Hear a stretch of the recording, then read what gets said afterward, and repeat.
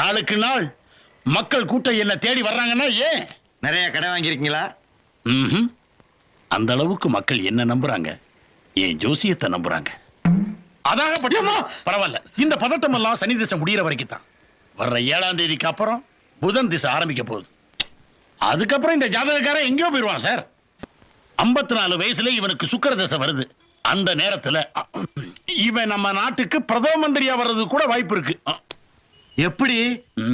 எப்படின்னா, என்கிட்ட ஜோசியம் கேட்கறதுக்கு நம்ம ஜனாதிபதியில இருந்து ஜார்ஜ் புஷ் வரைக்கும் வெயிட் பண்ணி தான் ஆகணும். அப்படி நான் செல்போன்ல பேட்டரியே போடலையே, எப்படி பேச முடியும்?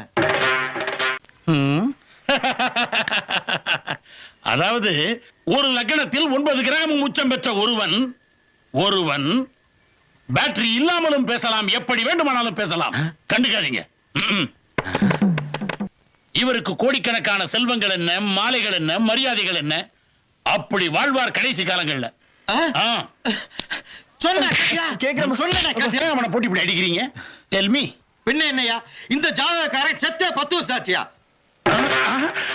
நீ ஒரு டுபாக்கூரு, உன்னை நம்பாதேன்னு இவங்கிட்ட எத்தனை தடவை சொன்னேன். இவன் தான் என் பேச்ச கேட்காம உங்ககிட்ட தான் ஜோசியம் பார்க்கணும்னு சொன்னான். அதனாலதான் உன்னை டெஸ்ட் பண்ணேன்.